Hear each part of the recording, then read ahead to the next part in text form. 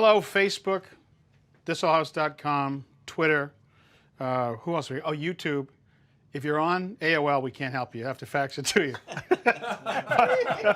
But welcome. Welcome to another edition of Pro2Pro. We are brought to you today by HomeServe. Now, HomeServe is a home repair service company that is in no shortage of pros. And for that, they have offered us a friend to come by today and help us. Ken Kogan is from Suffolk Plumbing in the Isle of Long, Suffolk, Long Island. Yes. Great. Great. Pleasure to be here. Thanks for being with us. How long have you been in this game? About 27 years. Great. And tell everybody a little bit about HomeServe. Okay, so HomeServe is, I guess, a home warranty company. They do, they service gas heating, boilers, plumbing, drain cleaning, the coverages, as well as electrical, air conditioning.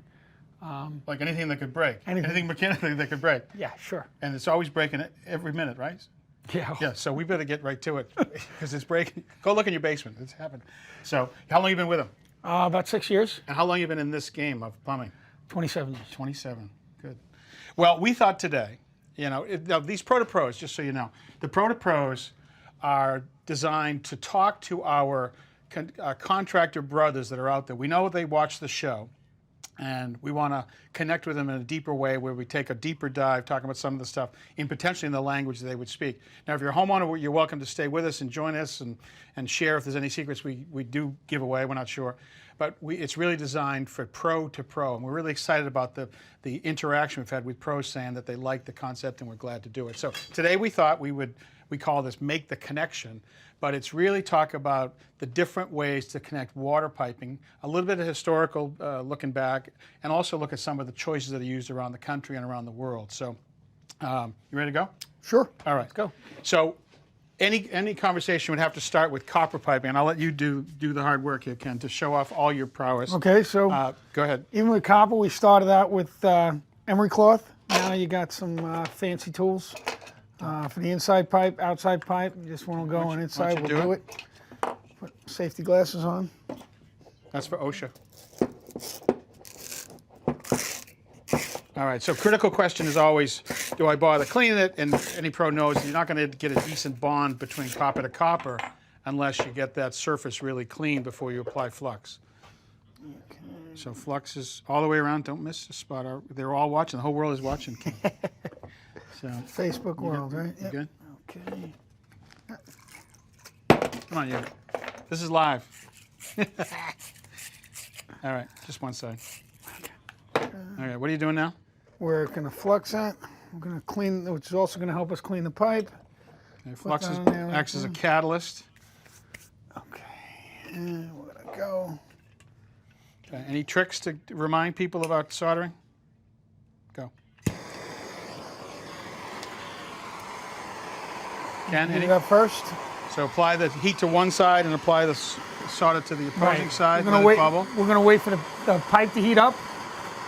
And then we're going to slowly wait for it to drip, which it is now. We can take the heat off. Don't overdo it. So many people overheat the thing. And we just want to wait and let it drip underneath. All right, now. And then we'll... So I would always wipe it. I'm told that you get in trouble with your plumbing test down there? If I did my plumbing test and I wiped it, they'd fail me. But well, you know, the job's never done until the paperwork's over. So nobody had to learn this from our customer base, from our consumer base here of contractors. We know how to do that. This is a tried and true method. We know how to do it. It's been around for thousands, hundreds. Soldering's been around for probably 50 years. A long time. Right after the post-war era. So I want to take you through some others. That we see these came on the market. These are called sort of a Presson Connection. You've seen these? Plenty? Sure, shark bites. You got any commentary about it? I'm not a big fan of shark bite. They do have their purpose. Emergency repairs. So Long Island, New York, we're in the Northeast. We get a lot of cold pipe, frozen pipes. So in the middle of the night, I can cut the pipe, cap it off with a shark bite. Turn back on their water so they can go through their night or the weekend and then come back and fix it on Monday. But Ken, they do have their place. The thing about them is that you make your connection, it's a push fit, makes that connection tight, and it will not come off except with a release tool that I can show you in a minute. And so that's great. What people don't like is that there's there's no real form stability. See how it spins? So if I came across here and around over here, this pipe would tend to drop. I'd have to overhang it. I'd have to put a lot more hangers on. But I love it for the two things you mentioned. One is if you're roughing in new plumbing out through the sheetrock, and you put a test cap on, you solder it on there. What's great about this is you could put this down as the test cap Easy to remove. and easily remove it. So there's a place for them. And I want to just illustrate what you were talking about. This can be a lifesaver, an absolute lifesaver. If you got water dripping down from a whole building and you're trying to cut an emergency control shutoff in, with this you don't have to worry about water coming down. So this is a tool that you should at least have in your toolbox or a bullet in your gun if you want to. Oh, sure. Okay. So, ProPress, you use any of this? Okay, so ProPress, it's a little expensive. We do use them. I like to use them in commercial applications, especially. If anybody's been in a commercial building, it takes forever to drain the system down, and we all know it's not easy to solder with water in a line. All right, so the idea about this, the press fit connection here, is it has a place to crimp here. There's an O-ring inside right here, you can't really see it, and another place to crimp right here. So with that, Ken, why don't you grab the tool, be sure it's on, turn on the trigger. Nope. No, the power, No. Sorry. Got it. Okay, so now, right here to this camera. So watch this, the groove, there's a groove right here that'll accept this groove right here. Come in. And push the button. Pop, and then done. So to that, we've made a crimp here, and we let the O-ring remain true and beautiful right here, making a watertight seal and no spin. Okay? So to me, a beautiful heating system, a beautiful mechanical room is done with this. You've got beautiful, you can make it clean and beautiful. What I love about this is in our Massachusetts, we have to, every licensed plumber has to go to a school to be reminded that you can burn the house down. It's a fire school. So with this, there is no flame connections that can touch. You can also probably get your insurance company to lower your rates if that's all you carry. A reminder about piping materials. There are different grades of copper. If you can see this, there's a blue line and a red line. I want to remind everybody that there's different sidewall thicknesses, and so the red or the M is a thinner. I hope you can see that. Is that clear? And you can see that the L is a little thicker. So the outside diameter is consistent because it has to be for the fitting to fit, but the inside gets slightly smaller on the better pipe. This is by code what we have to use in Massachusetts on water piping. How about you guys? Yeah, water piping, we use the L copper, which is the blue, and then the red we use for heating. Yeah. All right. So copper we don't need to do much about. Copper we've talked about. Copper's been around for a long time. It came in the post-war era after galvanized and fine thread brass had left. Now in some parts of the country, I see tons of this. This is called CPVC. Okay, it's the C means it's chlorinated so that it can accept use in potable water. So do you use any of this online? We don't use the CPVC. It's funny, I don't have hardly any in New England. I see it in the South, the American Southeast, and in the Southwest. I think with hard water, like in Colorado and some places like that, it could do a nice job. So with that, okay, so why don't you hold that, Ken? So with that, there's a couple of different ways to make the connections. This is all one-step cleaner and glue. I don't really believe it could be one step. I'd prefer to see anybody use the separate cleaner and the glue. So why don't we do this? And the fittings are pretty straightforward. Let's just do one. Okay,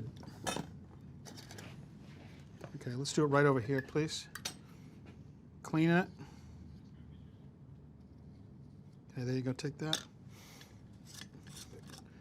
Okay, here we go. Just stick that on, please. So now, with any of these PVC connections, you got to be sure you hang on to it so for about a 5 count so it doesn't expand and get out. Okay, couldn't be easier. So this is really where homeowners started doing their own plumbing because there was no specialty tools. It made tight connections that couldn't swivel. Okay, and so it has a place. It absolutely has a place. What came during that era was also a plastic that didn't have a place, which is called polybutylene, and that failed catastrophically. But the breakthrough was all these pipes. PEX. This is called PEX, right? Sure. PEX. PEX has got interesting properties. It doesn't kink readily. Okay, it's a pretty complex plastic that can heat and cool a bunch of times and not get brittle. So let's go through the connections here. We'll start with the ones that are more homeowner friendly and move up to what the pros would use more often. So this is, let's just start with this one. Go ahead. So there's a crimp, the standard crimp ring, you can see right there, and then these fittings. Now one note about these, just grab that one. That would be Sure. great. So these fittings, you'll notice that the outside diameter of this fitting is the same as the inside of the pipe, so when you put this in, it's actually going to make a little bit of friction or clog inside the pipe. And can you make this connection for me? Just gonna get Open up. Got it. Okay, go. Okay. So now, with this, that'll make a tight connection, but over time, we've seen it where you can spin this connection. And that always worries me if there's a chance that you could spin the connection because it becomes a potential weak place. And the other thing is if this went into a concrete slab, I'd be nervous about it lasting over time. With vibration. Yeah, okay, and the stuff that's in it. I want to show you another alternative. It would use the same fitting, but if you see right here, this is a stainless steel band that could be tightened. So push that fitting in. Okay, we go like this, and we got Okay, this and tool then here. so see the tool's a little bit different. So now he goes onto the shoulder. Go ahead. A little increment there. You there? Yep. Okay, that is a tighter seal to me, and it's also stainless steel versus this level of standard crimp. Okay, but these are both homeowner friendly. I don't want to say not to use them, but I would be nervous about using those in a place that was inside of a concealed wall or buried in concrete. How about you? I would agree. Okay, what's next? Okay, so, all right. So this is the homeowner level of stuff. Now, there's a connection that I feel great about. I want you to take a peek at this now. This actually takes it, now here, it deforms both a PEX sleeve and a piece of PEX. Take a look at how it's done. Here's the sleeve, and the sleeve goes over the outside. It's slightly larger than the outside diameter of the pipe. But notice this, the fitting, you see how the fitting is bigger. So it's now, that means that you have to now make that pipe larger in order to not impede the flow. So there's an expansion tool. Expansion tool will go in, and it'll expand both the pipe and the sleeve to a large opening.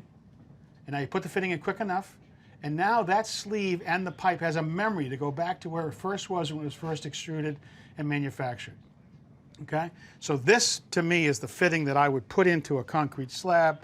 I would put into a place inside. Oh, it's full size. Right. It's not. You're not taking anything away from the pipe. So the downside is you have to buy tools. You have to buy proprietary tools like this. Sure. Okay. Do you have some of these tools? I have some of my guys have some of them. Okay. So there's another version of this that I like very much, which is the same idea. And so with that, you would put a sleeve on, and now, yeah, you'd expand it. And now here's the fitting. Now, and you'll notice that this goes, watch this now. It fits in the shoulder here.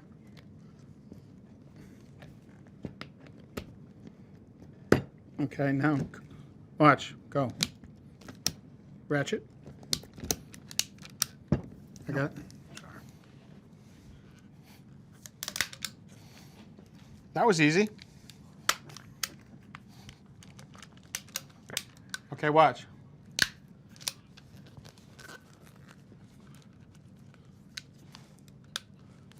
Watch this. Now it's bottomed. And if you could see it in the cutaway, there is not a chance, there's not a possible chance for a leak on that. So either one of these connections to me, are absolutely bulletproof. Bulletproof. All right, so those are the Pro ones. Those are the Pro ones. The one thing I will throw in here is many of the pros like us, when we went from copper, which is beautiful, straight, true, right? They didn't like this. Yeah. No, you gotta strap this up much more when you use PEX.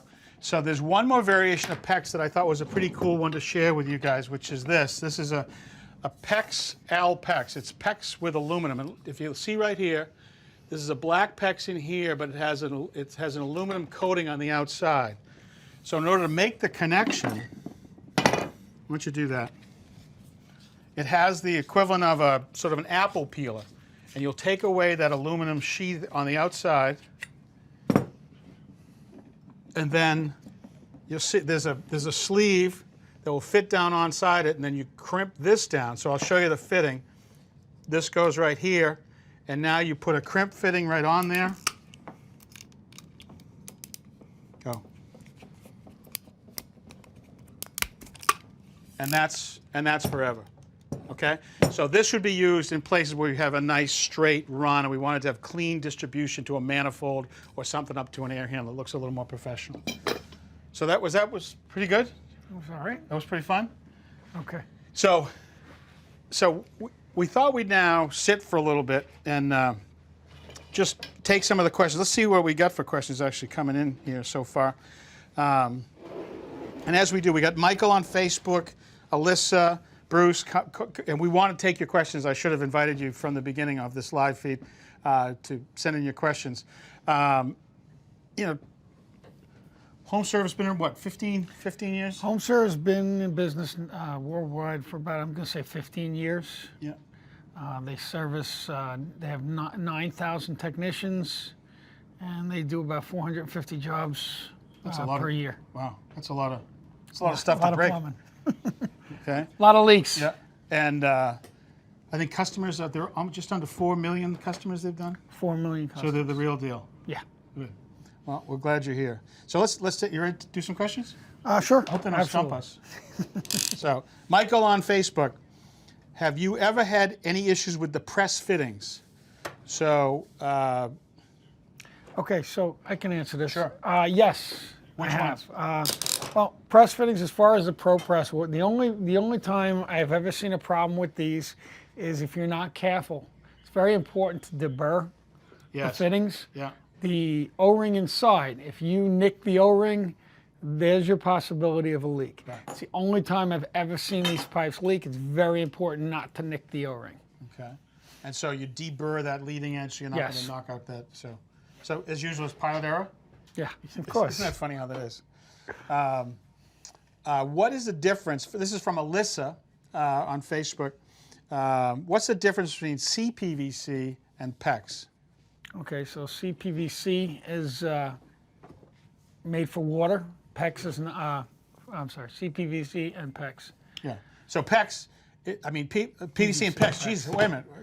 Who's on first? CPVC. We had an earlier question. CPVC and PEX. CPVC, chlorinated polyvinyl chloride, is a form-stable, long sticks. It comes in a coil, but it generally is in straight sticks that will be more reminiscent of running copper piping. Okay, so it has some form stability, so it doesn't sag as readily. It has it's chlorinated, so it will work with potable water and won't leach any plastics into the water supply, and it's approved for water. PEX is a thing called, it's cross-linked polyethylene. The PE stands for polyethylene, the X for cross-linking, and what it's got is incredible strength to not kink, and it doesn't get brittle over time. So this could get brittle over time. It would take a while. This is a way step up from polybutylene, and what awfulness that was. But this is something that we've seen long-term testing where this has shown itself to have a life expectancy of 75 years with a safety factor of 3, so it's like 200 or 300 years potentially, as long as it's not chafed or scraped or whatever. But it's at least a pipe that you can put in as a vein of a building and not. We've seen it to be more durable than other pipes. Yeah. What people who ask, does it freeze? Anything can freeze. Thank you, thank you. Do you want to explain to the lovely people out there, which freezes faster? Hot water will freeze faster than cold water. I don't Anybody know believe that?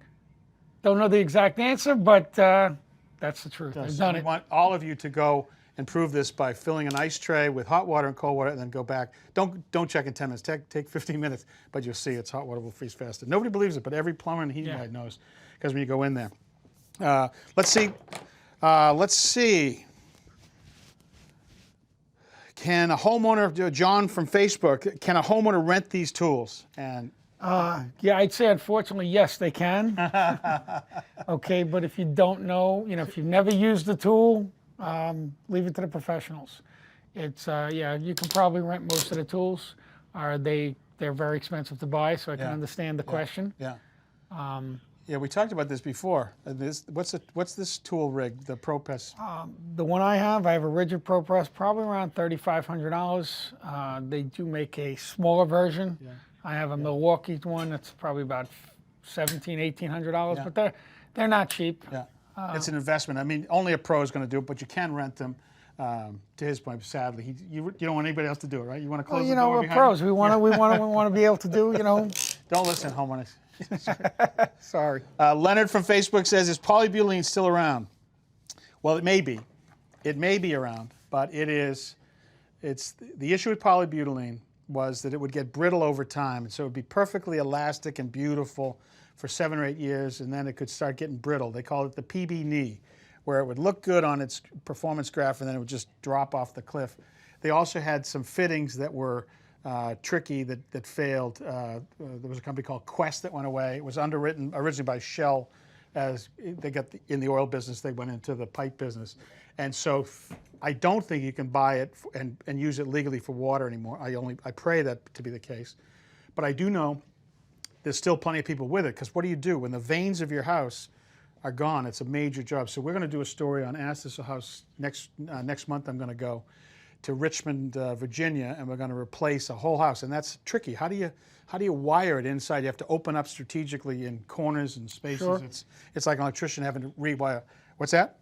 So, yeah. Do you see much PB? Polybutylene? You don't see No, any, we don't see any out here. No. No. Did you ever? No. Not to. I've never seen it. Okay, good. I know there was tons of it in the Mid-Atlantics. I think it may just have been a regional preference. So Brian writes, is the OD size the same across the board for all PEX manufacturers? They should be. Yes. They weren't originally. When I first got in the game, and this was a long time ago, this was in 1988, there was a 16 millimeter, there was a 1/2 inch, and there was 13 millimeter, and there was different sizes, and finally they developed a thing called an ASTM standard that was 1/2 inch was 1/2 inch, so now the fittings can interchange, thankfully. It was not pretty because you'd have proprietary fittings that would only fit on one. Now the question of liability, if you have a brand X tube and a brand Y fitting and you have a leak, it becomes tricky to Oh, sure. I mean, with anything else, there always going to be there's the chance, but you should be able to use different fittings, because different plumbing supply houses carry different stuff. Here's one. James from Facebook. Does plumbing require a license? What's involved with getting a plumbing license? Well, no, there's no license at all. No. Well, for us, from where I'm from on Long Island, you have to work for a master plumber who has a license for a period of 7 years under his license. So yes, some places have apprenticeships. We don't on Long Island. You just have to work for 7 years. Then you can sit for your master plumber's test. Again, some places have apprentices. There's 2 years, 3 years. There certainly is a license in almost every state in the union. In Massachusetts, there's a journeyman licensed plumber and a master plumber. You have to go at least 3 years of apprenticeship under a master. You have to do 300 hours of schooling. It's tough. And you know what? It's 7 years and 3 years and everything else. I will tell you, I want to put the plug in for Generation Next. One of the biggest crises we have in this country is getting young people into the skilled trades. Everybody is of our age now, and there's not another generation coming up. So if I was going to talk to a kid that was handy with his hands about a guaranteed trip to success for him, or her, it would be to get into some skill trade. It doesn't matter what it is. There's going to be a need for plumbers, heating guys, electricians, masons, carpenters, everybody. The industry, there's a housing stock that is 50 years old and older, all needing work right now at the same nanosecond that we don't have enough people coming in. So if you're talking to your kids and they're not sure what to do not be ashamed. Don't be afraid. Embrace it and let them be successful. They don't have to go to college. Right. They really don't. Right. I mean, if your kid's not set up for that, right. And you hear the stories about college, and they don't have jobs when they come out. Sometimes too. But I would never say that in case any doctors are listening, but we used to charge extra to the doctors. Well, sorry. Didn't you? No. Well, as to the questions about licenses, I mean, as they say, if you're a plumber, plumber's motto is we are responsible. We are the responsible for the health of the nation. That's right. Shouldn't you be licensed? Yeah. Absolutely. Is radiant tube PEX the same as regular PEX? Yes, they're both cross-linked polyethylene. With radiant, you should have a tubing that's covered with a shiny surface called an oxygen barrier.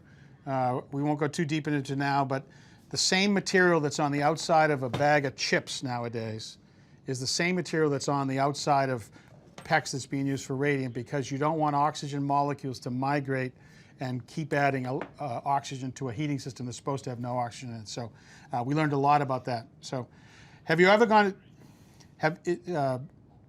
here's one here. Mark writes, have you ever gone in to repair a leak and had to gut the whole house? Yes. I mean, the simplest of leaks, if you're not home, we were talking earlier about a frozen pipe, and I remember. Yeah, I'll share that story with you. I had one coming down the stairs. It was a loosh. Yeah. So I was a young apprentice. We get a call to go to a house, and I come and we see water frozen down the front stairs. So I'm the apprentice. I'm the boss's kid. Hey, they give me a pick and shovel, chip the ice away, because we only had the key to the front door. And as I'm chipping, I hear boom inside the building, and finally get the door chipped away. The door comes away, and I go in, and I see the stairs here, and I see a wall, and I look, and there's the far side is a radiator, and I look, and there's a shard from the cast iron radiator 25 feet away has come flying across and stuck in the wall. It could have been like shrapnel. This was my Vietnam. This guy survived. So it's like a can of soda in the freezer. That's right. Boom. So before we go, because we've been at this a little bit here, how much of your business now is HomeServe? I do about 35% of my business is HomeServe. They're a good company to work for. As far as customers go, they're great, very big on customer service, and it makes my job easier because dealing with warranties. So tell me about the mechanics of it. You get a notice on your smartphone or a call, and you. Okay, pretty much. We have an app that we use, and we'll get the call on the app, and then I get a text message that tells me to go look at the app, and it gives us the job. Then we send out my technicians, we put it in our computers, and then my technicians, boom, I sign it to a technician, and he goes out and does the call. Yeah, and the thing is, you got to get there when they need you. Oh, of course. That's the whole thing about being there. Well, it's cool. It's funny. The more I hear about it, the more it's intriguing, because everybody's got the same issue. What do I do when there's a crisis? Well, for homeowners, it's great. I mean, I've had customers of mine that I've recommended. Yeah. It's a good deal. Yeah. I mean, cool. Any more questions we can nail in the last couple of minutes? Okay. What are the signs to look for on copper piping that it should be replaced? Well, one is pit corrosion. Do you have anything on that one? Sure. I mean, you'll see pipes start to pit. They'll turn a little green, a little oxidation.